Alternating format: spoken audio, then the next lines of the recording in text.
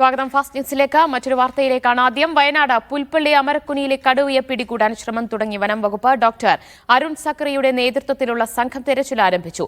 3 ടീമായാണ് തെരച്ചിൽ. മുത്തങ്ങയിൽ നിന്ന് കുങ്കിയാനകളെ ഉൾപ്പെടെ പ്രദേശത്തേക്ക് എത്തിക്കും. പെരുന്തട്ടയിലെ കടുവയ്ക്കായും നിരീക്ഷണം തുടരുകയാണ്. ഫൈസൽ നെടുമ്പാല വിവരങ്ങൾ നൽകും. വയനാട് പുൽപ്പള്ളി അമരക്കുനിയിൽ ഭീതി പടർത്തിയ കടുവയെ പിടിക്കാൻ വലവിരിക്കുകയാണ് വനം വകുപ്പ്. ഡോക്ടർ അരുൺ സക്കറിയുടെ നേതൃത്വത്തിലുള്ള സംഘമാണ് തെരച്ചിലിന് നേതൃത്വം നൽകുന്നത്. 3 ടീമായാണ് തെരച്ചിൽ നടക്കുന്നത്. മുത്തങ്ങയിൽ നിന്ന് കുങ്കിയാനകളെയും പ്രദേശത്തേക്ക് എത്തിക്കാനുള്ള തീരുമാനമായിട്ടുണ്ട്. പെരുന്തട്ടയിലെ കടുവയ്ക്കായി നിരീക്ഷണം തുടരുന്നു. ഫൈസൽ നെടുമ്പാല വിവരങ്ങൾ നൽകും.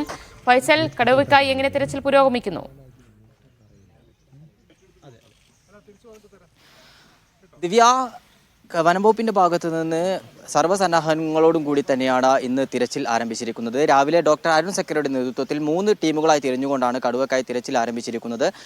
ഡ്രോൺ ഉൾപ്പെടെയുള്ള സംവിധാനങ്ങളോട് കൂടി തന്നെയാണ് തിരച്ചിൽ നടത്തുന്നത്. ഇന്ന് ഉച്ചയോടുകൂടി കുങ്കിയാനകളെ ഇവിടെ എത്തിച്ചുകൊണ്ടുള്ള ഒരു തെരച്ചിലിനായിരിക്കും വനംവകുപ്പ് നേതൃത്വം നൽകുക. അതിനായി കോന്നി സുരേന്ദ്രൻ, വിക്രം എന്ന് പറയുന്ന 2 ആനകളെ പുൽപ്പള്ളിയിൽ എത്തിക്കും. അതിന് ബത്തേരിയിൽ നിന്ന്, മുത്തങ്ങയിൽ നിന്ന് ആനകൾ അവിടുന്ന് കയറ്റിയിട്ടുണ്ട്.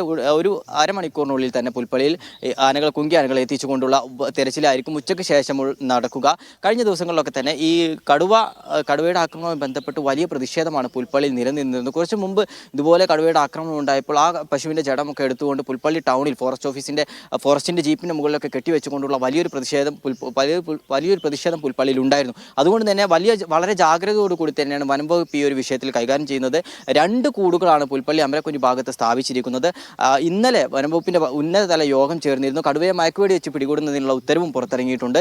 ഇന്ന് രാവിലെ 10 മണിയോടുകൂടി തന്നെ വനംവകുപ്പിന്റെ നേതൃത്വത്തിലുള്ള സംഘം വിവിധ ഭാഗങ്ങളിലായി തിരച്ചിൽ ഇപ്പോൾ ആരംഭിച്ചിട്ടുണ്ട്. കടുവയെ ലൊക്കേറ്റ് ചെയ്ത് കഴിഞ്ഞാൽ കൃത്യമായി വെടിവെച്ചുകൊണ്ട് കടുവയെ പിടികൂടുന്ന ഒരു നടപടിയിലേക്ക് വനംവകുപ്പ് കടക്കും. ഉച്ചയ്ക്ക് ശേഷം കുങ്കിയാനകളെ എത്തിച്ചുകൊണ്ടുള്ള തെരച്ചിലിനും ഉൾക്കാട്ടിലേക്ക് പോയിക്കൊണ്ടുള്ള തെരച്ചിലിനും വനംവകുപ്പ് നേതൃത്വം നൽകും. ദിവ്യ.